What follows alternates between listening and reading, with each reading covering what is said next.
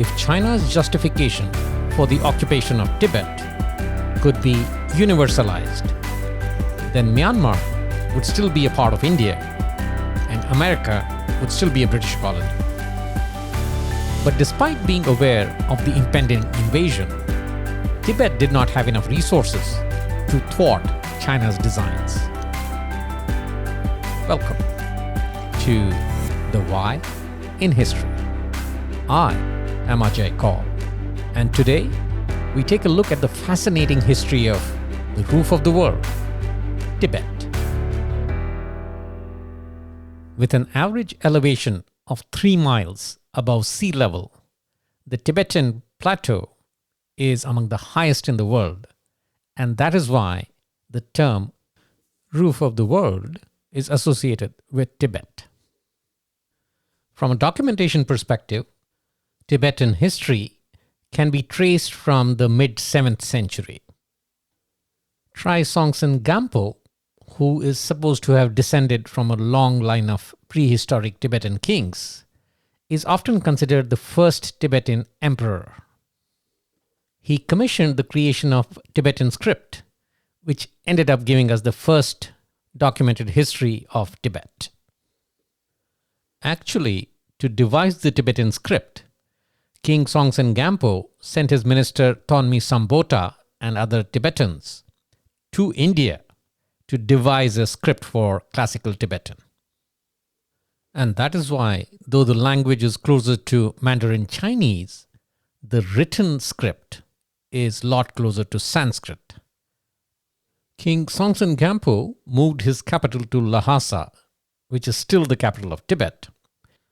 And he's also credited with bringing Buddhism to Tibet and starting the translation of Buddhist scripts from Sanskrit to Tibetan. On the political front, during Songtsen Gampo's reign, the Tibetan kingdom expanded its boundaries to the Zhangzung kingdom in the west and the Aza region to the east. And most importantly, Nepal became a vassal state to Tibet. And this happened because Songtsen Gampo was able to provide the ousted king of Nepal, Narendra Deva, with resources to regain his kingdom and re-establish himself as the king of Nepal. Once he was back on the throne, Nepal became a vassal state of Tibet.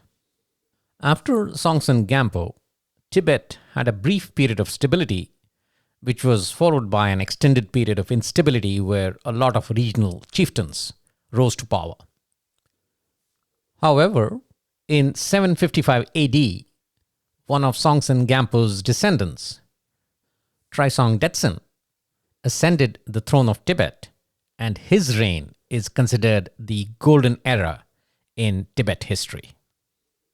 To push for unity within the empire, Tri Song Detsuen declared himself a Buddhist, and he made Buddhism the official religion of the state. He was of a strong opinion that Buddhism would be the unifying force within the empire. And to formally promote Buddhism within Tibet, Tri Song Detsuen invited Padmasambhava or Guru Rinpoche, a Buddhist mystic from India. And to build a massive Samye monastery, Tri Song Detsuen invited Shantarakshita, another Buddhist philosopher from the Pala kingdom in India. He also held a debate to determine the form of Tibetan Buddhism that would ultimately be adopted.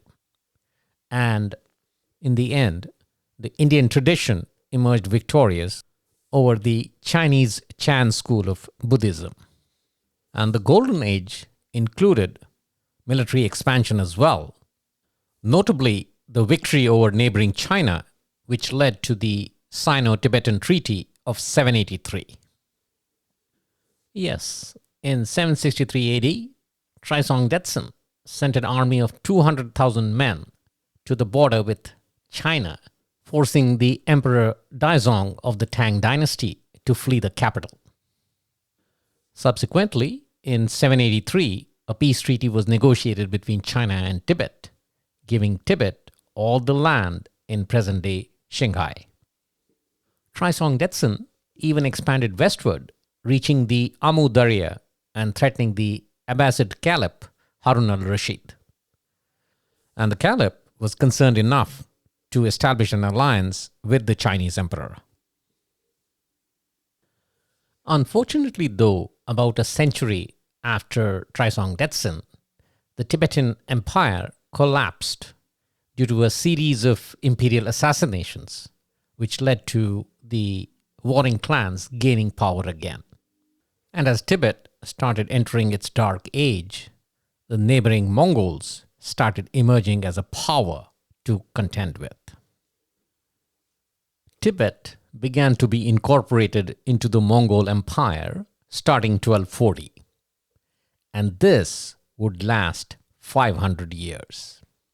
It is said that Mongol leader Genghis Khan had some interaction with the Tibetan Buddhist figures as early as 1215, but this did not have much military significance. It was only in 1240 that Godin, the son of Ogadai Khan, sent troops to Tibetan territories as far to the northeast of Lhasa. It is also said that Sakya Pandita, the abbot of the Sakya monastery, acted as a representative for the Tibetan territories in negotiations with Godin's military commander. And apparently, the military commander was so impressed with Sakya Pandita that when Godin got word of the meeting and the details, he asked Sakya Pandita to meet him. Godin was not able to meet with Sakya Pandita until 1247, and that is around the time that a century-long relationship between the Mongol Empire and the Sakya polity started. So what this meant was that from the 1260s to the 1360s, Tibet was mostly autonomous, even though it was Mongol territory, because the Sakya polity was the one administering Tibet at that time. The Mongols were very influenced by Tibetan Buddhism, and as a result, they tended to give a lot of the administrative power to the local abbots or the priests. And that meant this was the start of Tibet turning into a theocracy. And it was in 1578, during the rule of the Mongol leader Ultan Khan, that one of the Buddhist abbots in Tibet, Sonam Gyatso, was conferred the title Dalai Lama by Ultan Khan. Dalai meaning ocean-wide. And the title was then retroactively applied to two of his predecessors, making Sonam Gyatso the third Dalai Lama. And the succession was maintained by the discovery of a child born soon after the death of Dalai Lama, into whom the spirit of the deceased was believed to have entered. Now, on paper, it appeared that the Mongols had become devout Buddhists and had given all the administrative power to the Dalai Lama in Tibet. But by some strange coincidence, the fourth Dalai Lama was conveniently discovered in the Mongol royal family. In 1642, the fifth Dalai Lama, also known as the Great Fifth, was installed by the Mongol king Gushi Khan, and around that time, in 1644, the Qing or the Manchu dynasty in China came to power. Subsequently, in 1652, the fifth Dalai Lama went to Beijing to meet with the Qing Emperor Shunzi, and that started an era of cultural, economic, and diplomatic exchange between China and Tibet. Now, at this point, China needed Tibet more because it wanted to be on Tibet's good side, because ultimately China wanted to be on the good side of the Mongols. And from Tibet's point of view, it did not mind China's overtures because Tibet itself was looking at China as an ally against the Mongols, whose power was gradually declining. And with the expansion of its allies, Tibet tried to make a few incursions into its neighbors, Bhutan and Ladakh, but was unable to gain any new territory. Starting 1700, for the next 200 years, the relationship between China and Tibet was mostly cordial. The Chinese, though, were a little skeptical and maintained a set of representatives known as ambans at Lhasa.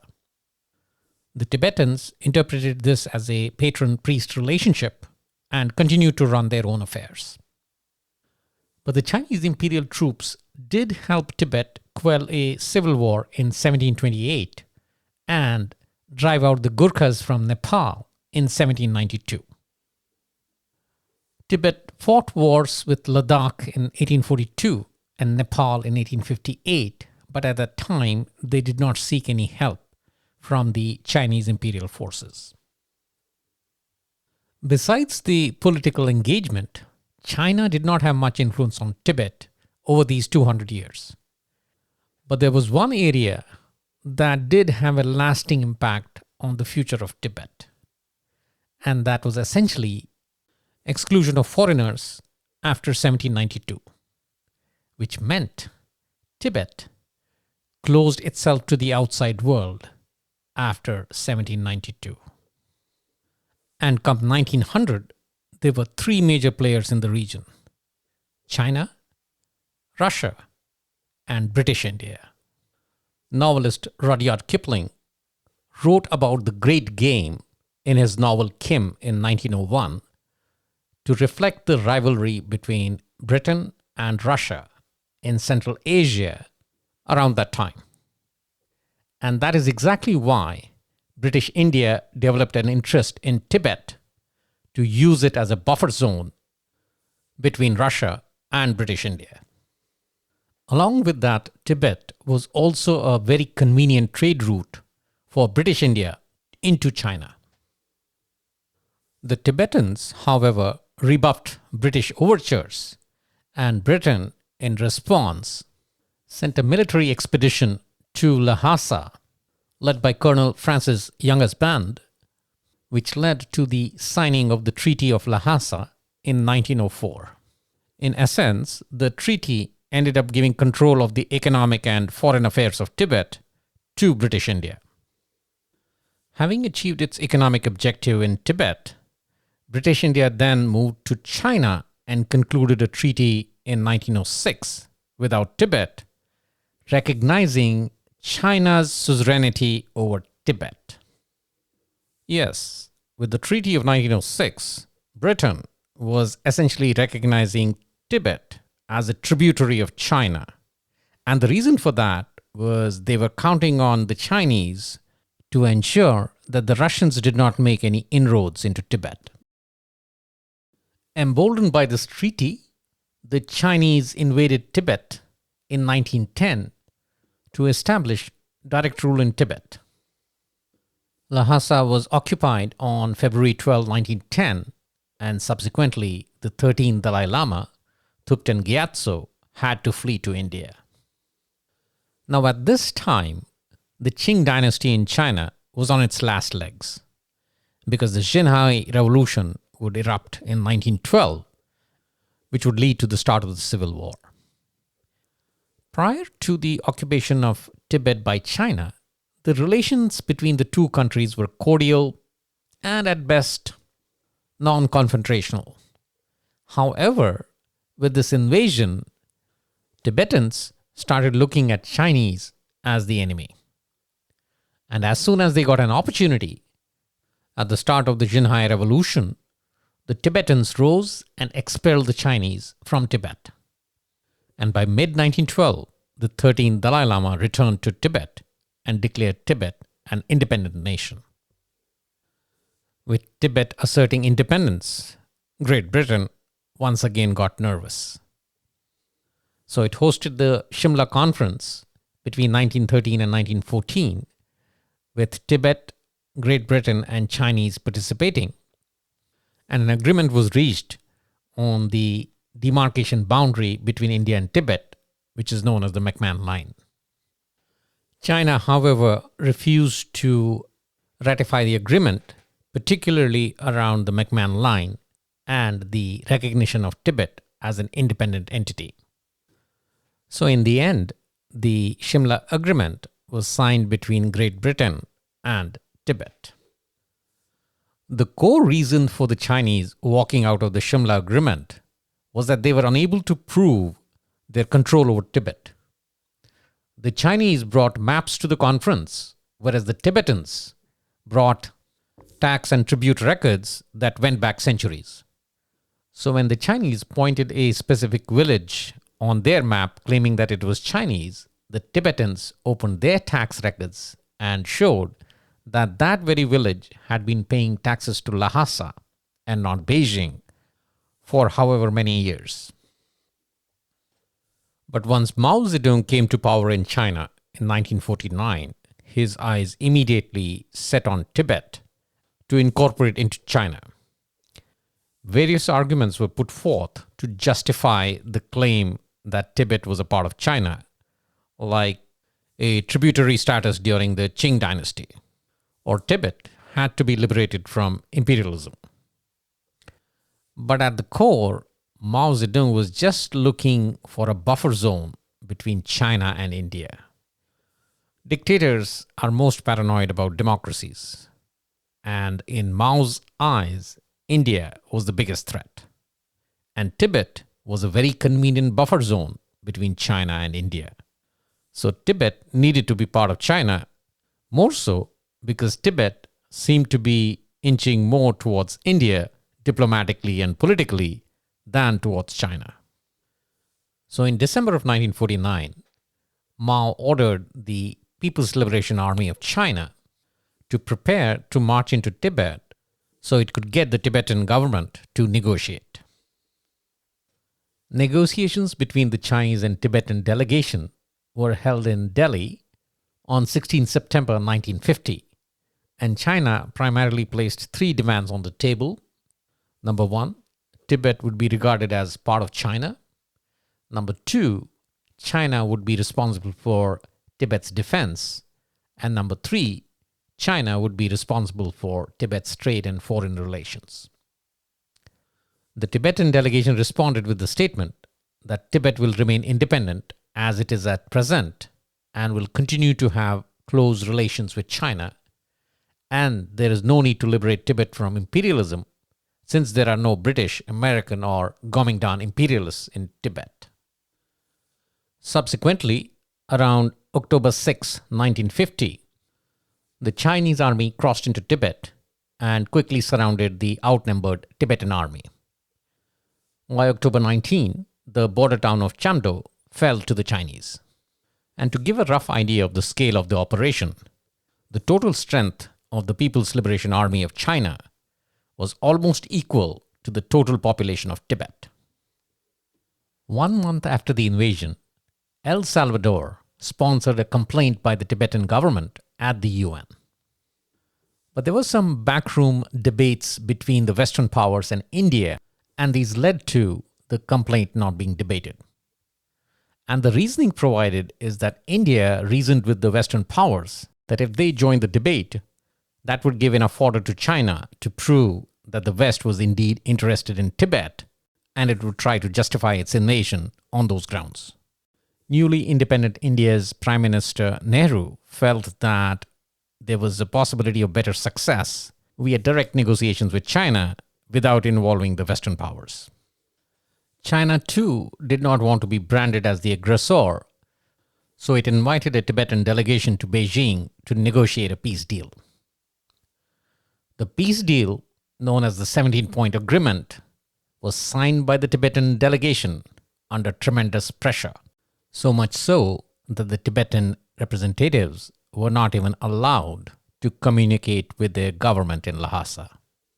The 17-point agreement was signed on 23 May 1951, and the key provisions included Tibet becoming a part of China, with the Chinese army being allowed into Lhasa to take over the defenses. However, the Tibetans could continue to have their own theocratic government under the Dalai Lama. The current Dalai Lama, that is the 14th Dalai Lama, Tenzin Gyatso, provided his support for the agreement on 24 October 1951. One point to note here, though, is that at this time, the 14th Dalai Lama was only 16 years old. Anything you occupy by force, there is bound to be resentment. And resentment against the Chinese occupation was slowly building in Tibet, and it became more evident in 1956 when several areas of eastern Tibet revolted against the Chinese. By December of 1958, rebellion was simmering in the capital city of Lhasa as well, and the Chinese army threatened to bomb the city if order was not maintained. And then events took an unexpected turn. A Chinese general invited the 14th Dalai Lama to a performance of a Chinese dance troupe. But he was asked to come to the Chinese military headquarters without soldiers or armed bodyguards. The Tibetans sensed a trap. So on the day of the performance, thousands of protesters surrounded Dalai Lama's palace in Lhasa to keep him from getting abducted by the Chinese.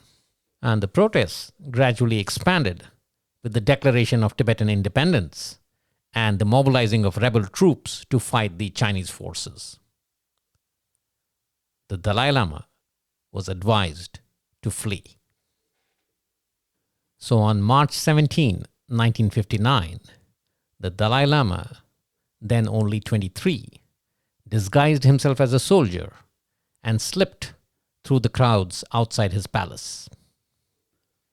After an epic 15-day trek, crossing the treacherous terrains of the Himalayan mountains on foot, and traveling only at night to avoid detection by the Chinese sentries, the Dalai Lama, along with a small group of his closest advisors, reached the Indian border and was granted political asylum. India's Prime Minister Nehru made the announcement in the Indian Parliament on April 4, 1959. China was not too happy with the political asylum being granted to the Dalai Lama and subsequently fought a war with India in 1962. China, though, often seeks credit for modernizing Tibet because it abolished serfdom in 1959. Yes, China did end serfdom in Tibet, but the human toll post-China's occupation of Tibet has been massive. The brutal suppression of the Tibetan voice has led to several 100,000 Tibetans being killed or suffering in prisons and labor camps. However, the most absurd outcome of this invasion has been China's territorial claims over regions that border Tibet, not China. Regions like Ladakh, Bhutan, and Arunachal Pradesh. Even after occupying the buffer zone between itself and India, China's territorial greed has not subsided. And it is on that note that we end this section of the program. On to the quiz section.